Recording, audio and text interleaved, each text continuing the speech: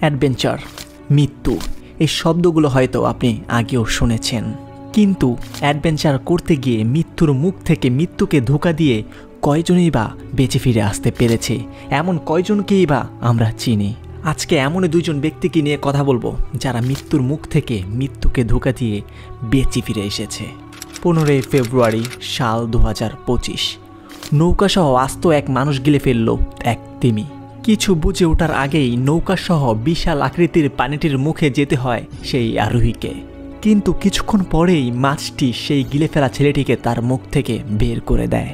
ঘটনাটি ঘটেছিল চিলির প্যান্টাগোনিয়া উপকূলে।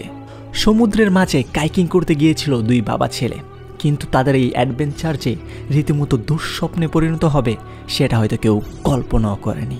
বাবার নৌকা থেকে খানিকটা দূরেই অবস্থান করছিল ছেলের নৌকা। বাবা দূর থেকে তার ভিডিও বানিয়ে যাচ্ছিল, কিন্তু হঠাৎ করেই সমুদ্রের ভিতর থেকে বেশি উঠে হামফ্যাক নামক বিশাল আকৃতির একটি তিমি। মুহূর্তেই গিলে ফেলে নৌকাসহ সেই ছেলেটিকে, কিন্তু এর কয়েক সেকেন্ডের মধ্যেই ছেলেটিকে আবার বের করে দেয়। ছেলেটি তিমির মুখ থেকে বেঁচে আসার পর নিজের মুখেই বর্ণনা দিল সেই ভয়ঙ্কর অভিজ্ঞতা। ছেলেটি বলে, আমি ভেবেছিলাম তিমিটি আমাকে খেয়েই ফেলেছে, মনে হচ্ছিল মারা যাব। অনেক বেশি ভয় পেয়ে গিয়েছিলাম আমি, কারণ কিছুই করার ছিল না। যখন তিমিটি কিছুক্ষণ আমাকে মুখে রেখে বের করে দেয় তখনও আমার ভয় কাটছিলই না।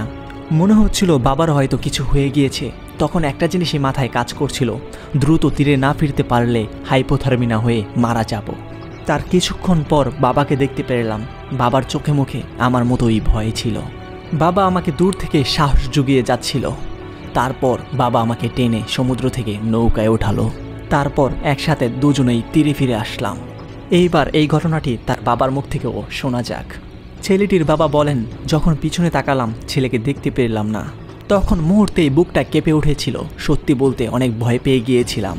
কিছুক্ষণ পরেই তাকে সমুদ্র থেকে ভেসে উঠতে দেখলাম, আর সেই সাথে একটি তিমিকেও দেখলাম। তিমিটি ভেসে ওঠার সাথে সাথে মুহূর্তেই আমার ছেলেটিকে গিলে ফেলল এবং কিছুক্ষণ পর আবারও তাকে মুখ থেকে বের করে দিল। দূর থেকে আমি তাকে শান্ত থাকতে বললাম। আমি তাকে বললাম, কিছুই হবে না, তুমি শান্ত থাকো।